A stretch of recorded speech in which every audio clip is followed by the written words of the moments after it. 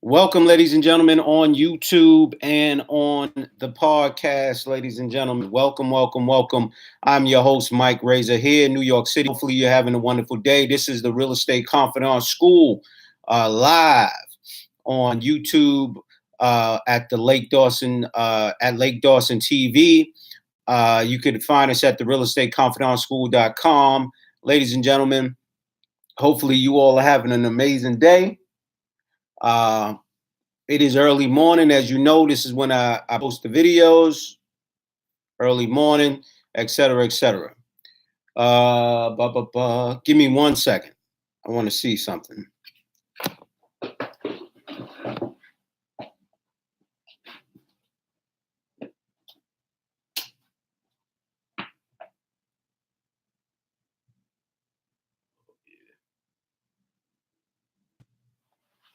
Do it.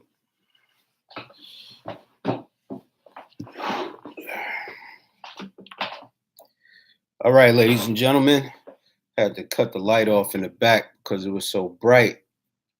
But all right, welcome back. Welcome back. If you haven't done so, go to realestateconfidantschool.com. As a website, sign up as a member. It is $7.99 right now for the spring sale.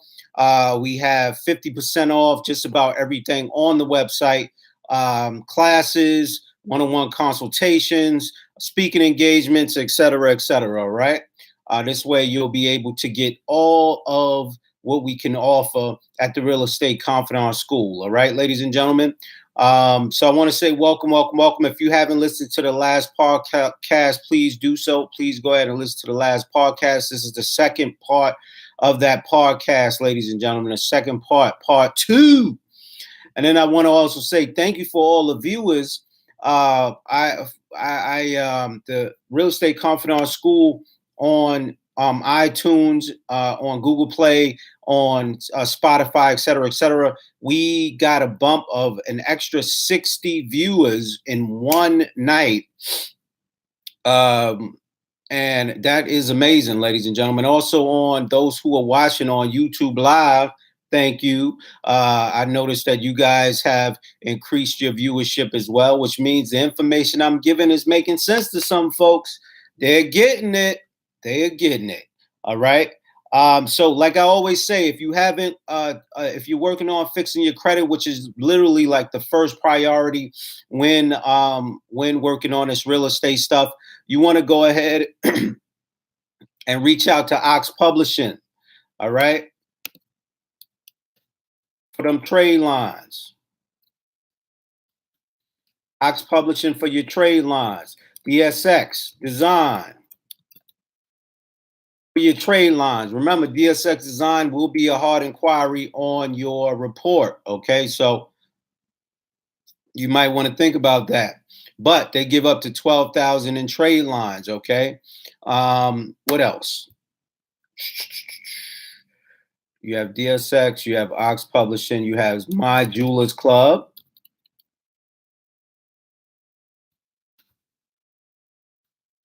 MyJewelersClub.com. You guys could go to. What else? ZBlackCard.com/PTCE. And what you guys could do is scroll down to the Z700 program. Z700 program. Check them out. What else? Self-Lender. All right. You can go to selflender.com. Within 30 days of you putting your first payment down, they'll go ahead and put positive results on your credit report to build your credit score. All right. The other thing you want to do, if you want, you could go to the link. There's a link that I put up on at the Real Estate Confidant on Instagram. Okay. At the Real Estate Confidant. So it's at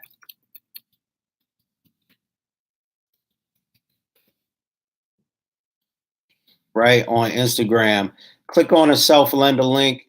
It'll take you directly to their page, and they'll tell you what the process is. Okay, it's been great for me. It'll be great for you as well. Individuals who are, what else? Yes, who need their credit to be restructured, basically polished. You want to go to WeManagementInc.com. WeManagementInc.com. They'll help you out. 609creditrepair.com. They'll also be willing to help you guys out as well with that. You could also, and for those individuals who are looking for mentorship, one-on-one consultation, studying, you can reach out to us at the realestateconfidentschool.com.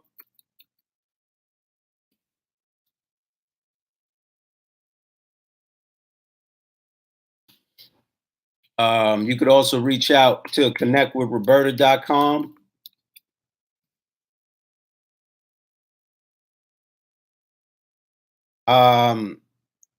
And what else?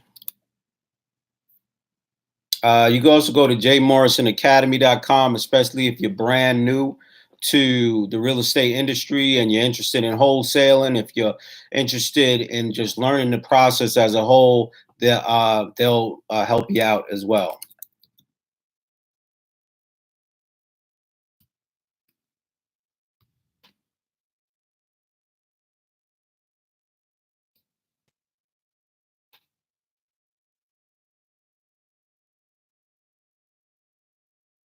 All right. Awesome. So, ladies and gentlemen, let's get to it. We only have a few minutes on Anchor. It's only like 30 minutes on the computer, but it's all right. You could also pick up, if you haven't picked up the book, go ahead and pick up the 90-Day Blitz for newbie real estate professionals. That'll help you guys out along the way. You could get that on our website, the Real Estate Confidant School, or you could go to Amazon.com, pick that up. Also, pick up Will Roundtree's book, Credit is King, his wife's book, Gigi Roundtree's book as well. Okay? All right, let's move forward. So, part 2 is in discussion about the following processes after you have, after you have gotten your plan in place, after you have spoken to agents, after you have walked through neighborhoods, after you found the proper neighborhood that you're interested in purchasing, the county, looked at the tax rates, et cetera, et cetera. And then the next thing is calculating the numbers for the real estate that you are about to purchase, and that entire process. Now, remember, I think I said it in the last podcast. When you're building your business, you are, separating the money from the real estate, separating yourself from the real estate as well. You have professionals who like to sue people out there for no reason at all. So to protect yourself, you want to put a land trust over the properties. You want to put the properties under the LLC or the S corporation. You want to also have an insurance policy of up to $750,000 on that, under that S corporation or LLC. And then you want to have a real estate attorney, not a general attorney, not litigation, nothing else. Real estate attorney to do the work for you and to be the power of attorney for the properties. So that if anybody's trying to reach out to you, anybody's trying to sue you or anything like that, they have to go through the attorney first. It's going to be difficult, okay? I learned that from a mentor who's been in the business for well longer than I have. Okay. Hopefully you guys are writing that down, right? And then what you want to do is do the numbers. Go to biggerpockets.com, right? Go to biggerpockets.com, calculate the numbers, punch in the property type, the address, put a photo. All this stuff is going to be important for when you send the information to the bank as a professional. Now, if you already built your company, your LLC, et cetera, you could slap the LLC's address and logo, the LLC's logo, onto that document as well. so that when you send that document to the banks, to the mortgage bankers, et cetera, underwriters, they'll see that you are a professional. Now, if you're only doing this as a first time home buyer FHA, you don't have to do that. You could just start off with the with just the calculation, the documents and the charts, et cetera, on biggerpockets.com/calc.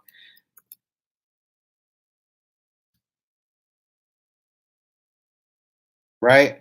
And you can start off with that. Now, what you do is you print those documents out, you submit them to the real estate agent. If you already know what it is that you're looking for, you submit it to the mortgage banker, underwriter, or whomever that you're working with, right? Or investors. If you put that proposal together that I spoke about in the last episode, you put that together, you show that to them, and then you move on. All right. Now, we're at the point where you've already done the inspections. You already had the contractors come in. Contractors did a number search. They said, hey, it's going to cost an extra $10,000 or $20,000 or $30,000 to renovate this place. You tell them, okay, I'll get back to you.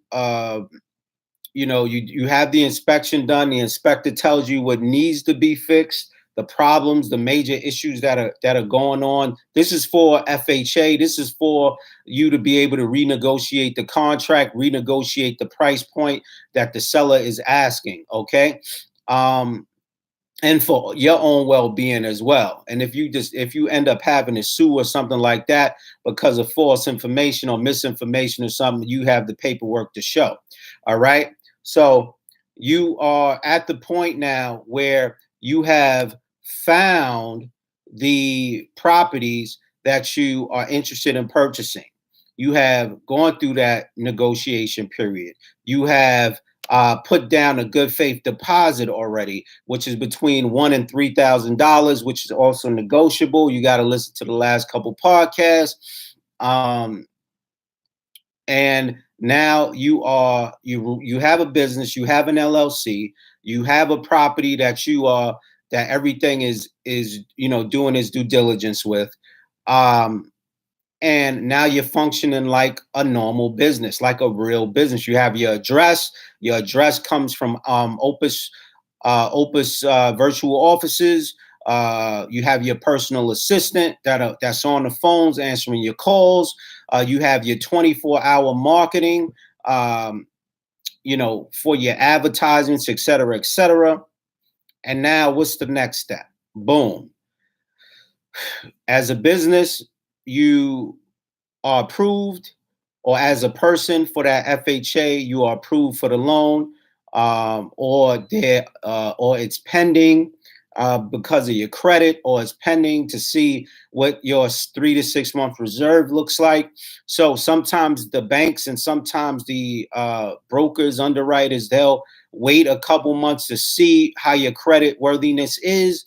And my suggestion is do not make a big purchase.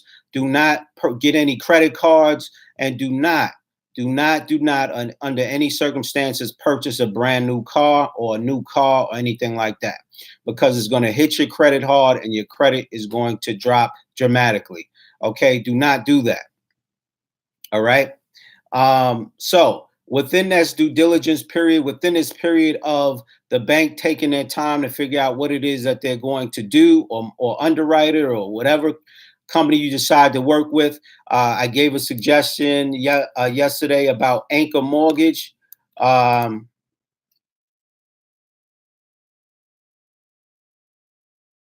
Mortgage is a great company to work for, so check them out. And then the next step is the closing. Okay, great. They've approved you of the loan. Your interest rate is low. You've looked over all the documentation just to make sure. You've sent your attorneys the documentation for them to look over. Everything looks good. You recheck the title twice and 3 times to make sure that there was clear title on the property.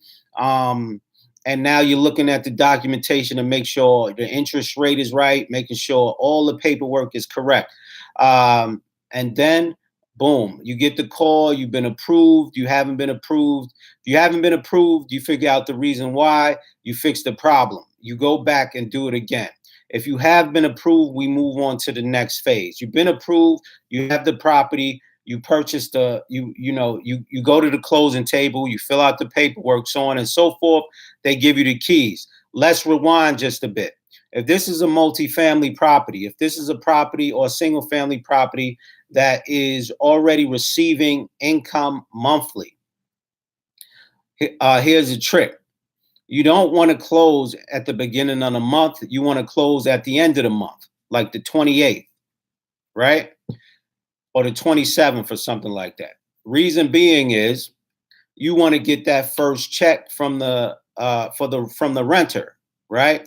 So you put in the clause, in the clause of contingencies, you put at the closing you would like the check from from the renter. So if it's a single family and you're doing FHA, obviously you're living in it and you're doing it. You would do a move-in flip, a live-in flip, which is you live in the property, you do the renovations in the property while you're living there. You resell the property or rent the property out. Through various options like we spoke about before, assisted living facilities, Section 8 programs, regular renting. So it's up to you. But, right, so you go through the closing process, and now, I haven't had my breakfast yet. And now you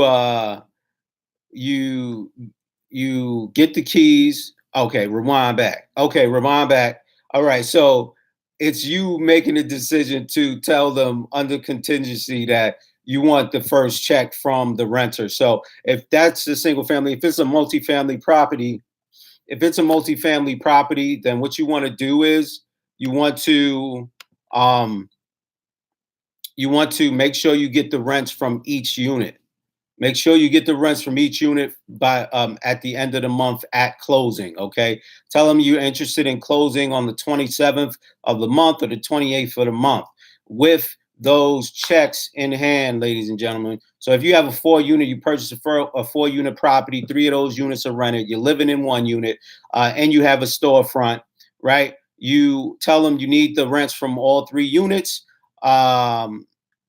You need the rents from all 3 units and the storefront if the storefront is being rented out as well. Now, you're coming in as a plus because now you're coming in with not only the keys in hand, but the first month of your income. Feeling good, feeling great, feeling good. And then if you are a real estate agent, if you have your license and your real estate license and you are an investor doing this transaction as as first-time home buyer or a regular business individual, a normal purchaser, then not only will you get that income from the first 3 units and the storefront, but you'll also get a commission, ladies and gentlemen. You'll also get a commission if you're purchasing in the state that your license is in, ladies and gentlemen.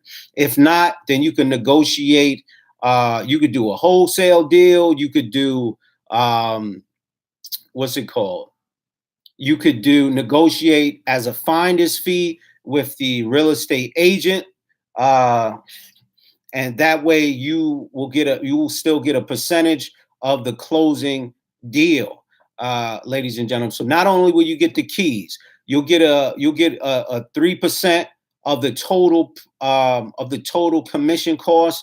You'll also get the rent from the first 3 units and the storefront, ladies and gentlemen. So think about it. If the first 3 units in the storefront is $1,000 a piece, that's $4,000. If the first 3 units is $300 and the storefront is $3,000 and the storefront is $800, it's $3,800 that you're getting plus 3% of the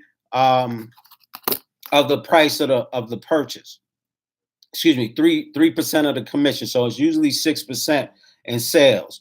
So 6% of the total price of the commission of the property. Okay. And then if you are negotiating not a commission, if you're negotiating a finder's fee, maybe it'll be 1% instead of 3%, or 1.5% instead of 3%, or 2%. Maybe they'll give you the 3%. Whatever is negotiated. That's the point that I'm making. Whatever is negotiated, that is what you guys will have. All right, ladies and gentlemen. So that's actually a decent amount, right? That's a decent amount. So if we say, for example, if the property is $150,000, right? $150,000, right? I'm using a calculator. So 150,000, right? Multiply that 0.03%. That's $4,500. Okay, so you'll get $4,500 plus the $3,800.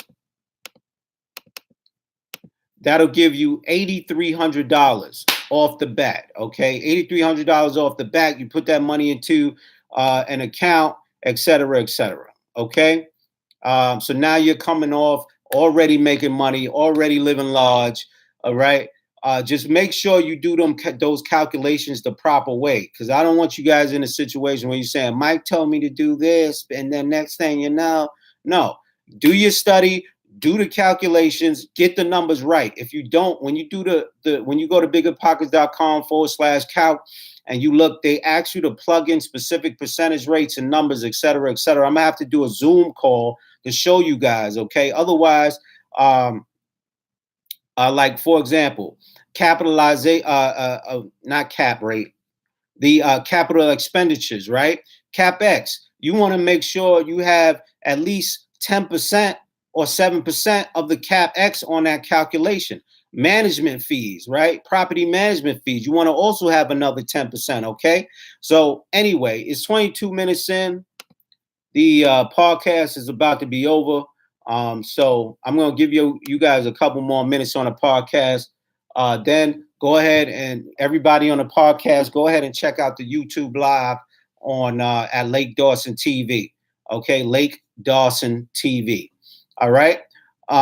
So anyway, what you want to do is you want to go ahead. You done that. You're at the closing table. You're signing all these documents. It's taking you forever. You get the keys. You get the checks. All right. You're feeling good. And then you go to the property, click, click, you open the door, humble abode, right? The next thing, you want to leverage that property, right? Hopefully you've negotiated it enough to where you have gone and received equity out of that property before you even purchased it. So if the purchase price was $150, the assessed value was $175, for example, all right? You have an extra $15,000 of equity in the property when you first purchased the property, right? But then you decide, hey, no, I want to purchase the property for $140,000. Now you have an extra $25,000 in equity within that property, okay? $25,000, okay? Which is good. And then what you want to do is you could keep putting that property down, do the renovations on that property, reassess the value of that property, and then whatever the new assessed property after repair value is going to be that you've done the calculations on at biggerpockets.com/calc, you want to go ahead to the bank 6 to 12 months after that, and you want to see if you could refinance that property, put another mortgage on that property, and take out the money and go to your next property, purchase that next multifamily property, okay? And what's going to happen is that the money that the renters are paying you, you're going to put that money to the side, majority of it, and you're going to obviously have the mortgage being paid from those rents, and then the rest of it taking care of everything else you need to take care of with a small percentage in the bank for yourself. Okay, and then you're going to move on to the next multifamily, doing the same calculations and so on and so forth. Now, I haven't forgot the portion of with regard to the investors. Okay, so you've already put together the proposal. Now you already have a property in play to show them, to show that you're serious, to show that you're a professional. All your business stuff is in order. Ladies and gentlemen, now you're going to do a quick claims deed, right? A quick claims deed to transfer your name into, transfer the business into the property, okay? But what you also want to do is reach out to the bank and let them know that this is what you're trying to do. See what their requirements are. That way you don't violate the due on sale clause, okay? You do that, get the property's name onto the property. Send your business people the proposal. Let them know what your plan is. Send them the business plan that you could get offline. And plug in all the things that you want your business to have, for example, and then show them a blueprint. If you have a show them pictures of the neighborhood, show them the property that you purchased, the multifamily, show them your dream, your specs, ladies and gentlemen. You have a whole block, 2-3 blocks, park at the corner, etc. And you are building this dream neighborhood that they could make money from if they help you invest. And the investment purchase price is this amount of money to be business partners in the company under the LLC as a member. Okay. And then you would put their name under as a member if they approve of it, right? If they approve of it, and then they send you the check to your business bank account, right? And then what you do is you use that money to fund the real estate that you and your business partners are working on. Send them monthly prospectuses, accept monthly, what is it? What's the word? Follow-ups on what's going on, what the price points are, what's happening with the investments, et cetera, and so on and so forth, ladies and gentlemen. Okay. You do that, you show them the blueprint, you now have your family involved as well, which means now under the LLC, you not only have your business partners, but you also have your family members under the management company. You have your family members managing the property, or you could just have a regular management company do it. You have your family, your kids cutting the grass. Your wife is your secretary or whatever she wants to do. Maybe she wants to do, the renovation. She could do the renovation or whatever she decides that she wants to do. She may be the front person going to the county, purchasing properties, et cetera, on, while you take care of the contracting work, et cetera, et cetera. Okay. All of this is tax write-offs, ladies and gentlemen. All of this is the ability to write off the taxes that you have, especially if you guys have another business that you work on your 9-to-5. Okay. This is what I mean by building family wealth. This is family wealth, ladies and gentlemen. Lastly, what you do is you take that information, you build a family trust on the properties that you purchase, and you pass that information down. Do a 1031 exchange if you have to do that for capital gains tax postponement. And what you do is you go ahead and get that forgiven. You get that forgiven by putting it in a nonprofit trust, if you will, or a regular trust for your family on your will, or so on and so forth for your family. When it's passed down to your family, boom, the taxes are forgiven and your kids can enjoy real estate life. All right, ladies and gentlemen, those of you who are on the podcast right now, I want to say, go ahead and watch the YouTube channel. This way, you can get all the information. All right. I love you all. I'll be speaking to you all soon. All right. We're back. I'm excited, ladies and gentlemen, because what happens is the next step. What's the next step, ladies and gentlemen? The next step, we are 30 minutes in. It's early morning. I haven't had my coffee. I haven't had my tea, but you guys raise the bar. Okay. Knowledge is power, but applied knowledge is a portfolio, ladies and gentlemen. And look, make sure you have your plan in play. You already passed the bar. You already purchased the first multifamily property. You have paperwork already done. You have your business plan. You have your proposal together. Like I said, with the proposal, you could go ahead and use a template off of Microsoft Word if you need to. Put your business, logo up there. There are various logo companies you could go to that'll help you out with that. Various logo companies. So Google those. There was one in particular that I used to use. I just don't remember the name of it. They're pretty inexpensive for you guys to use, but check it out. Check it out. All right. So the next part, the next steps, et cetera, is building your portfolio of real estate. You already went to the bank. You already got an extra line of credit, for example, off of the leverage of the property that you first purchased. And then you go ahead and purchase the second property. Now you're getting two incomes, money's coming in, from both properties, both multifamilies. You're putting away the money that you need, the 10% for the management fees, the 7 to 10% for capital expenditures, for water, sewer if you have it, and then you have your principal, interest, taxes, and insurance that you pay monthly per the renters, and there's various other things as well. You calculate the after repair value. Do the same thing with the second property. You renovate it, whether it's a live-in, flip, or whatever you want to do, you could do that too. Now, let me show you a little bit of a secret, okay, with FHAs.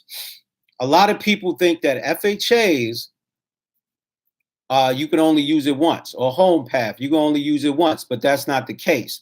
Okay, some of you guys might think FHA, isn't that first time home buyer? No, they have it for the first time home buyer, ladies and gentlemen, but that's not. It's for individuals who don't own a single family home, who don't own their own home, who need to purchase their own home. The banks want to see proof that you don't have a place to live, that you don't have your own single family. So if you, for example, start off with a multifamily, right? You go into the property, you redevelop the property, right? And you renovate the property, and now you're making money for the property. You move out of that property, rent that property out.